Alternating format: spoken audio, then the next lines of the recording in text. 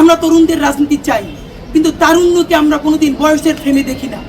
ইতিমধ্যে বৈষম্য বিরোধী আন্দোলনের যেখানে কমিটিও হয় নাই, সেসব জায়গা থেকেও তরুণরা লক্ষ লক্ষ টাকা চাঁদাবাজি করেছে, সেই প্রমাণ এবং অভিযোগ আমাদের কাছে আছে। বিএনপি খাচ্ছে, কোথাও জামাত খাচ্ছে, অন্যান্য দল খাচ্ছে, আমরা তাদেরকে পছন্দ করি না, তারা খাচ্ছে এই জন্য। তো তরুণরাও যদি তোমরা খাওই, তাহলে বাবা যে সিনিয়র খাওয়া মানে খাওয়ার লোক, আমরা তারাই তো চাই। তুমি ছোট মানুষ এত খাইয়ে কি করবা? সুতরাং কোন নয়া রাজনৈতিক বন্দোবস্তের নামে কারো 1 পয়সার দুর্নীতির দায় ইনকিলাব মঞ্চ নিবে না ইনশাআল্লাহ।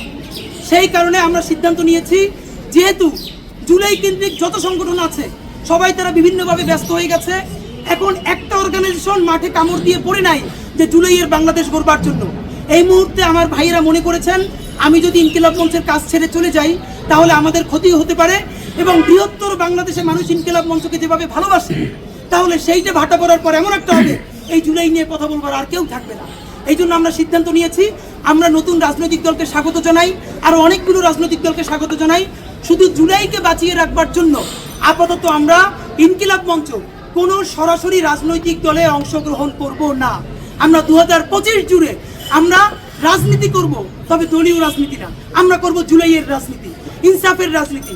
যাতে এমন একটা প্রেসার গ্রুপ থাকা দরকার, বিএনপি, জামাত ইসলামী অথবা নাগরিক কমিটির যেই দল যারা মুখোমুখি দাঁড়িয়ে যাবে তাদেরকে এক জায়গায় বসানো দরকার, এইরকম একটা প্ল্যাটফর্ম তো থাকা দরকার। তো আমরা চিন্তা করছি, আমরা ইনকিলাব মঞ্চের ভাই বোনেরা আপাতত এমন একটা অবস্থায় থাকতে চাই যাতে দেশপ্রেমিক মানুষরা যদি ঝগড়াও লাগায় তাদেরকে যেন এসে ডেকে বসিয়ে মিলমিশ করতে পারি, এবং জুলাই যাতে হারিয়ে না যায় সেই কাজগুলো সবাইকে নিয়ে করতে পারি।